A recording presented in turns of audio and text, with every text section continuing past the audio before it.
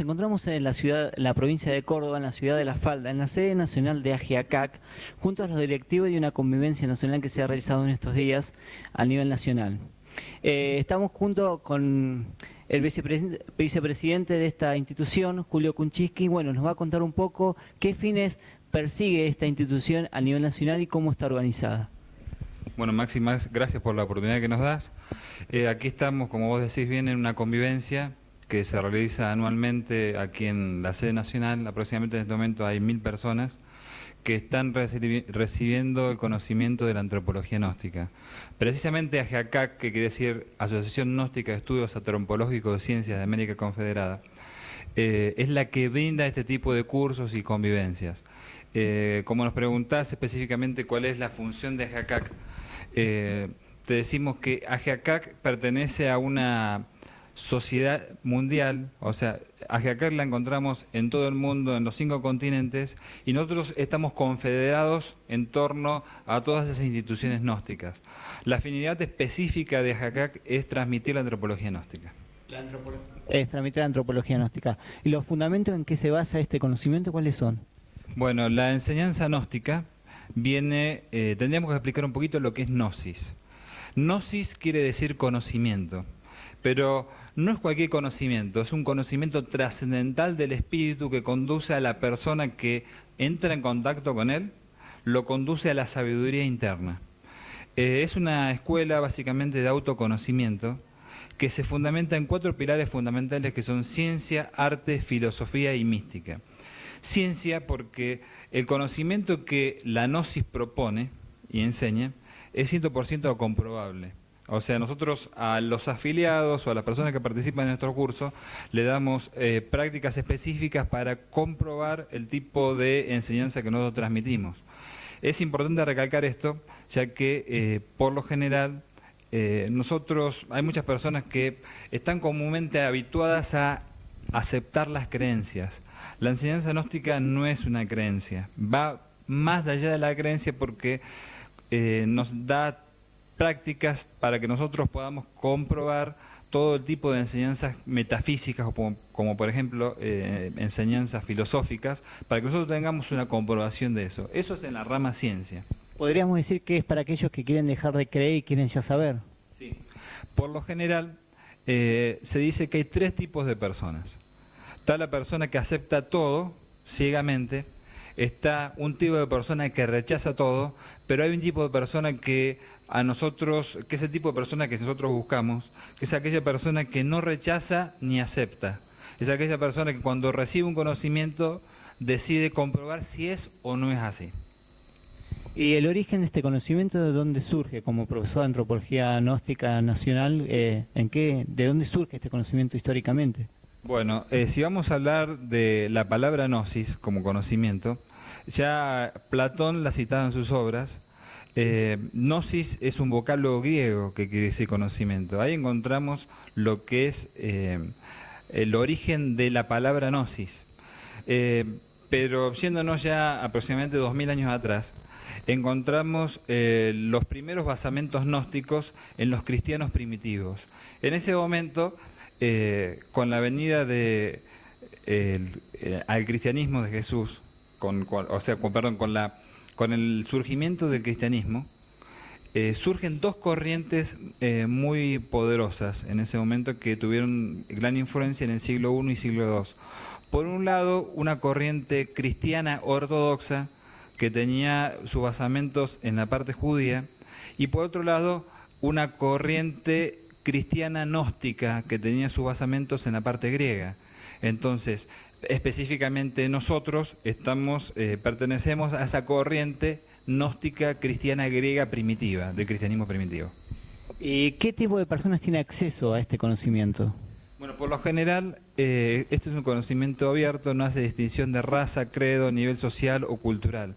Se necesita solamente un solo requisito, que es ganas de aprender, ganas de cambiar, anhelo de cambio, y toda persona que tenga esas ganas de aprender o anhelo de cambio puede participar de nuestros cursos, que son sin fines de lucro. ¿Qué contenido aproximado tiene el conocimiento? ¿Hasta dónde se expande este conocimiento gnóstico? El conocimiento gnóstico no tiene límites. Lo que tenemos límites somos las personas. O sea, nosotros sí podemos ser limitados. El conocimiento es ilimitado. Nosotros en nuestros estudios tenemos divisiones en cursos. Por lo general tenemos los cursos de primer nivel que cotan aproximadamente de unas 24 conferencias, donde se entrega un pantallazo general acerca de lo que es el conocimiento gnóstico, y la persona, si ve que ha tenido comprobaciones y ve que ese conocimiento que ha recibido le interesa, puede participar de estudios más avanzados. ¿Hay personas de diferentes disciplinas científicas que concurren en estos cursos o tienen diferentes autoridades de esta institución que comparten conocimiento no solo ortodoxo, sino que también comparten este tipo de conocimiento que es la búsqueda de la verdad? Sí, en nuestra institución tenemos personas de todos los estratos sociales y culturales, ¿no? Vos podés encontrar de personas que se ganan su vida con oficios, hasta personas que son físicos nucleares, personas de renombre, tanto a nivel nacional como internacional. ¿El acceso es libre, gratuito, se cobra? ¿Cómo puede una persona acceder a este conocimiento? Bueno, vale la pena aclarar que cada uno de nosotros hace esto por vocación. Nosotros no vivimos de esto. Cada uno de los instructores o los profesores de antropología que formamos esta institución tenemos nuestro trabajo particular y nuestra propia manera de ganarnos la vida, y por este tipo de enseñanzas no cobramos. Lo que sí, muchas veces existe una colaboración espontánea de las personas que lo quieren hacer, que nomás es para sufragar gastos de funcionalismo de los lugares donde damos conferencias, pero en ningún momento vivimos de esto ni lucramos. ¿Está expandido en todo el país? ¿Aproximadamente cuántas sedes hay en el país de Argentina? Nos encontramos en todas las capitales del país y aproximadamente estamos en este momento en más de 150 lugares de nuestro país. Volviendo un poco a esos 4 pilares que nos nombraste, cuando hablamos de filosofía, mística, ¿a qué nos referimos exactamente? Bueno, ya hablamos acerca de lo que era ciencia. La filosofía, si estudiamos la etimología de la palabra, quiere decir amor, la sabiduría, pero desde el punto de vista gnóstico es una preparación que tiene que tener la persona para enfrentar las adversidades de la vida. Hay ciertos axiomas filosóficos que a la persona le permiten sobrellevar ciertos momentos en su vida. Por lo general, si nosotros estudiamos estudiamos la psicología tradicional, veremos que hay ciertos puntos que cambian la visión de la persona. Cuando una persona, por ejemplo, se enfrenta ante la muerte, ¿no?, o ante la muerte de un ser querido, en ese momento entra un montón de cuestionamientos a nivel mental, donde la persona se da cuenta de su nadidad. Entonces, por ejemplo, el darse cuenta de su nadidad, es una postura filosófica que uno solo se plantea. Y la enseñanza gnóstica sí tiene un sinnúmero de posturas filosóficas que ayudan a la persona a que se vaya perfeccionando en la vida y vaya avanzando cada vez más. O sea que la filosofía es un pilar que genera un estado de reflexión sobre la persona. Sí, básicamente la filosofía gnóstica es totalmente reflexiva, porque la persona, a medida que se va conociendo, va descubriendo dentro de sí ciertas posturas filosóficas para enfrentar la vida. ¿Y el arte a qué se refiere exactamente? Bueno, podemos hablar del arte desde el punto de vista normal, donde hablamos de obras literarias, hablamos de obras musicales, de esculturas, que sirven de inspiración al gnóstico. El gnóstico muchas veces en ciertas obras musicales, como por ejemplo Beethoven, Mozart, Liszt, Wagner, logra extraer el conocimiento o logra extraer ciertos estados de inspiración que les sirven para tener un tipo de emoción superior. Pero también desde el punto de vista arte dentro de la persona, nosotros consideramos que el gnóstico debe hacer de su propia vida una obra de arte, una obra maestra. Y con referido a la mística, exactamente a qué cómo se aplica la mística dentro del conocimiento gnóstico.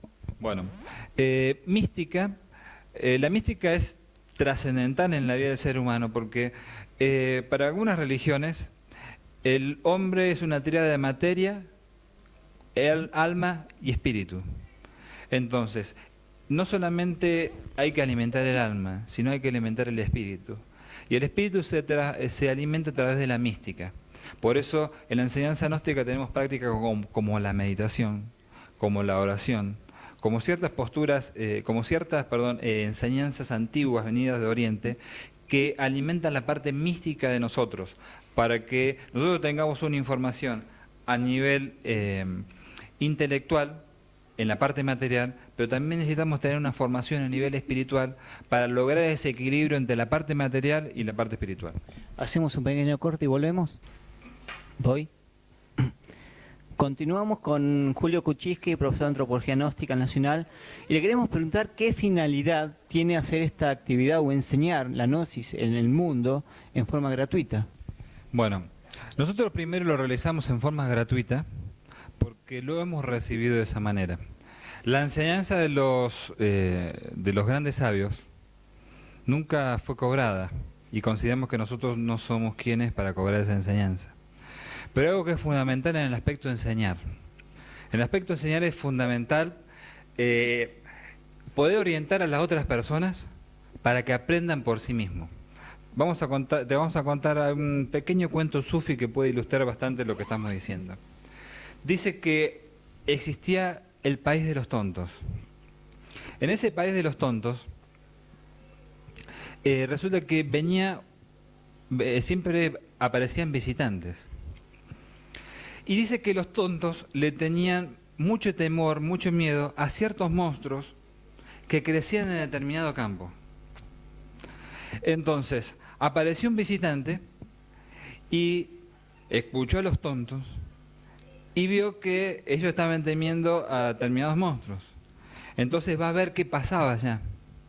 Entonces, cuando ve que esos monstruos que crecían en la tierra eran sandías. Entonces, este visitante agarró, sacó su espada y comenzó a rebanar todas las sandías. Los tontos entraron en pánico, porque dijeron, este es más peligroso que esos monstruos, porque es capaz de matar a esos monstruos. Entonces agarraron y los sacaron corriendo. Y así pasó sucesivamente, pasaron muchos visitantes, hasta que llegó un sabio. Entonces, cuando llega el sabio, le cuentan los tontos que tenían miedo a eso, que tenían miedo a esos monstruos. Entonces el sabio comenzó a enseñarles que esos monstruos no eran tales, sino que eran frutos. Y los fue orientando a medida para que ellos vayan perdiendo el miedo. Y de esa manera, los tontos comprendieron que ese fruto se podía comer. Entonces, ¿cuál es la moraleja de esto? Que muchas veces en muchos tipos de enseñanza están fundamentadas en el temor. Otros tipos de enseñanzas están fundamentadas en una imposición. La enseñanza gnóstica no se fundamenta ni en el temor, ni en una imposición, ni en un dogma.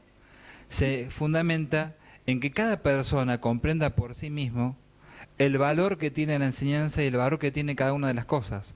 Por eso, como se habla habitualmente, nosotros no entregamos el pescado, enseñamos a la persona que lo pesque. O sea, no solo se lo está ayudando, sino se lo ayuda a que se ayude a sí mismo. Es así porque en este camino, en un camino de la sabiduría, el camino de los grandes sabios, si nosotros estudiamos la vida de los grandes sabios, vemos que han sido vidas terriblemente solitarias, donde la persona ha tenido que enfrentar por sí mismo todas las tribulaciones, dudas y procesos más terribles que tiene el ser humano dentro de su psicología. Entonces, es precisamente en esos momentos en que la persona tiene que estar preparada y tener una preparación para poder enfrentar tales circunstancias. En ese trayecto, de ese camino que recorrieron los sabios, la gnosis dice que en sí misma es el cuarto camino, porque se habla de tres y la gnosis como un cuarto camino. ¿Qué significa exactamente esta postura del conocimiento gnóstico? Bueno, nosotros decimos que la enseñanza gnóstica es una escuela de cuarto camino, pero vamos a explicar un poquito bien qué es el cuarto camino. Brevemente vamos a decir, existen tres caminos: el camino del monje, el camino del fakir y el camino del yogi. El camino del monje es aquel que a través de las oraciones quiere controlar sus emociones. El camino del fakir es aquel camino que a través de la voluntad quiere dominar su cuerpo físico. El camino del yogi es aquel que a través de una disciplina como la meditación quiere controlar la mente. La enseñanza gnóstica no solamente abarca estos tres caminos, se dice que el cuarto camino es el camino del hombre equilibrado, conocido por los esoteristas como el camino del filo de la navaja. En este camino la persona tiene que ser sumamente equilibrada. Para que una persona sea sumamente equilibrada, tiene que convertirse en una persona sumamente reflexiva de la vida. Tiene que dominar sus emociones, complementando de esa manera el camino del monje. Tiene que dominar las apetencias que puede tener a nivel físico, o sea, dominar la parte física, el camino del fakir. Y tiene que dominar todo lo que pasa en su mente, transitando el camino del yogi. Entonces, estos tres caminos, cuando la persona los cumplimenta, ya la persona podemos decir que es un transitante del cuarto camino. O sea que la persona en sí se tiene que autoeducar de nuevo, o sea, regenerarse. ¿Esto es posible hacerlo en la situación que hoy nos encontramos como sociedad? Durante el transcurso de la historia vemos que es posible porque hay muchos seres que lo han logrado. Tenemos un Buda, un Hermes Trismegisto, un Quetzalcóatl, o sea, personas que para algunos pueden ser mitológicos, pero sabemos de su existencia real. Tenemos personas como un Mahoma, como un Lao Tse, o sea, personas que se han decidido vivir la sabiduría y han demostrado que el camino es posible. Entonces, en definitiva, la persona se tiene que regenerar. Pero ¿eso cuánto tiempo le puede llevar generar un cambio? Porque hoy con las presiones que se está generando en la sociedad, las guerras, las masacres, uno vive dentro de un sistema casi imposible de cambiar. O sea, uno directamente es aplastado por ese sistema. ¿Cómo vivimos dentro de esa angustia y sin que nos afecte? Bueno, los cambios radicales no existen de la noche a la mañana. Nosotros debemos ser conscientes que la persona tiene que ir cambiando progresivamente de acuerdo al grado de comprensión que la persona tiene. Si bien, como vos decís, hoy nos encontramos ante la decadencia de los sistemas económicos, sociales, educativos, económicos, como decíamos, religiosos, donde la persona está perdiendo a través de estos sistemas, la persona se está automatizando cada vez